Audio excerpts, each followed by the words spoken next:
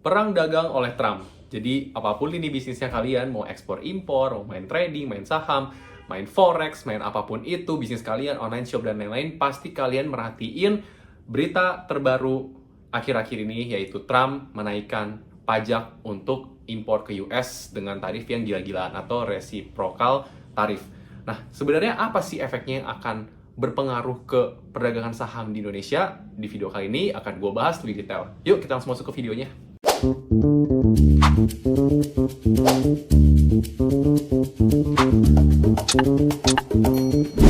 guys, balik lagi with me Ken. Jadi di video kali ini gue akan ngobrol-ngobrol atau discuss sama kalian, dan gue coba untuk mencurahkan isi pikiran gue terhadap berita yang kalian pasti semua perhatiin, yaitu perdagangan perang yang dilakukan oleh Trump. Jadi kalian pasti tahu kalau misalkan Trump itu baru menetapkan tarif resiprokal buat semua negara yang bermitra dagang dengan dia. Salah satunya Indonesia pun kena di tabel ini. Gue udah siapin buat kalian. Kalian bisa lihat Indonesia kena juga tarif resiprokal impor ke US.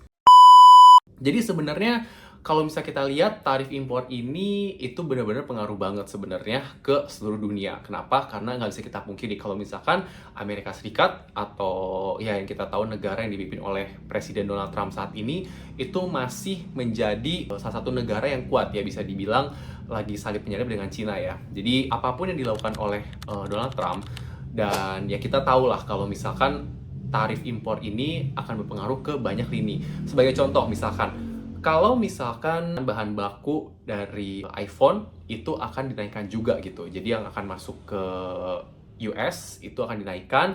Dan kasaran yang paling gampangnya adalah kalian coba pikir ya.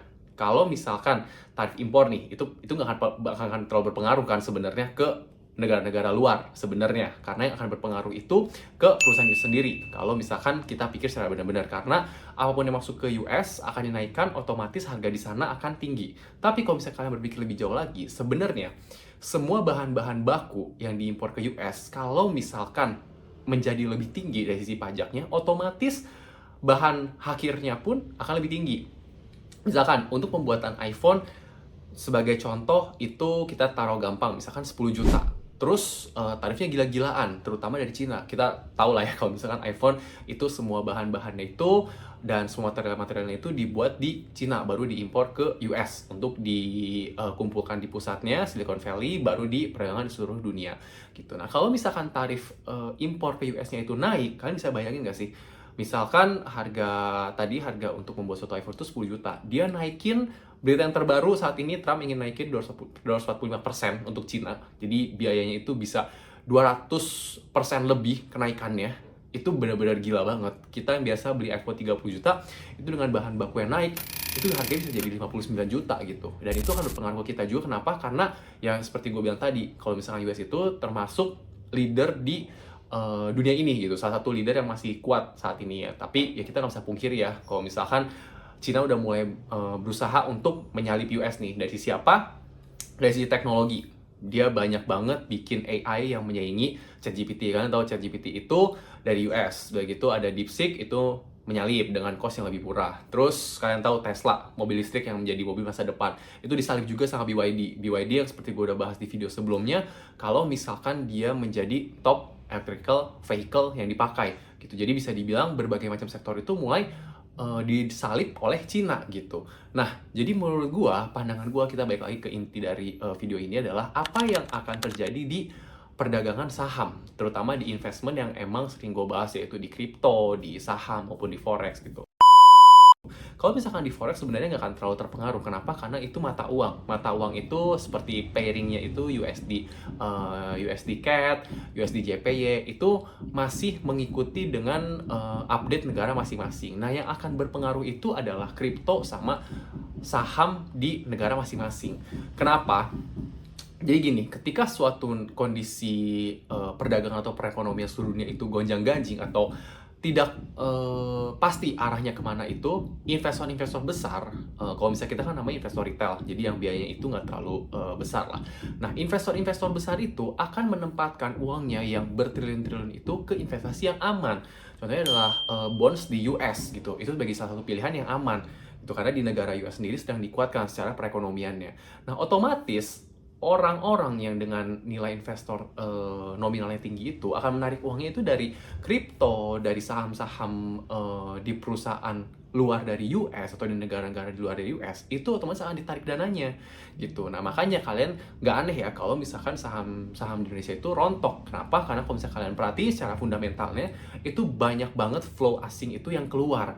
Karena mereka tarik dananya dengan ketidakpastian ini, mereka lebih milih untuk investasi di yang pasti-pasti aja returnnya gitu, nggak seperti mencoba untuk invest di perusahaan di luar US. Kalau misalnya ditanya nih, sampai kapan kira-kira kondisi seperti ini? Ya kita nggak bisa ngomong. Kenapa? Karena ya kita harus lihat juga nih, kayak misalkan Presiden Trump itu ya, yang gue lihat karakteristiknya itu adalah dia benar-benar akan mengeluarkan suatu aturan atau mengeluarkan suatu kebijakan itu sesuai dengan pikiran dia aja tanpa memikirkan konsekuensinya. Kayak misalkan dia bilang dia akan menerapkan tarif resiprokal ini, tapi tiba-tiba besoknya ketika udah mau ditetapkan, seluruh negara udah siap-siap nih untuk membalas, ada yang siap pikir untuk negosiasi, tahu-tahu ditahan 90 hari. Kalian kebayang gak sih kalau misalkan di suatu perusahaan yang dimiliki oleh perseorangan atau yang dimiliki oleh Donald Trump sendiri, itu mungkin gak akan terlalu pengaruh ya, karena itu kan berhubungan dengan perusahaan sendiri. Tapi ini suatu negara tiba-tiba dia sudah mengeluarkan suatu kebijakan, semua negara udah siap, karena US menjadi, yang kayak gue udah bilang tadi, US menjadi salah satu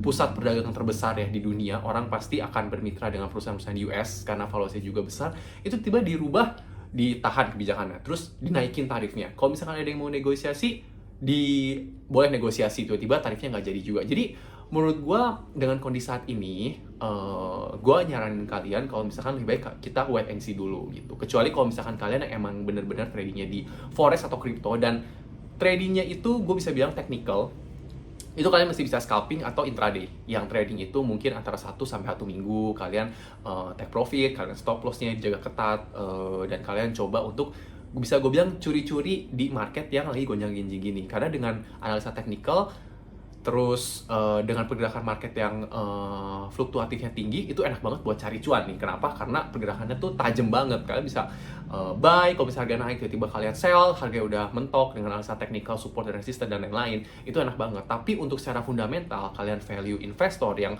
berusaha untuk mengambil gain dari perbedaan atau dari gap pricingnya, kata gua, saran dari gua, mending tunggu dulu aja. Kalian tetap simpen cash kalian coba untuk ulik atau kalian coba untuk mengupgrade diri kalian, keahlian kalian cari income kalian di aktif income kalian, bukan yang passive income ya. Karena menurut gua saat ini kalau misalkan dibilang market lagi berdarah, betul, apakah sudah mencapai bottomnya?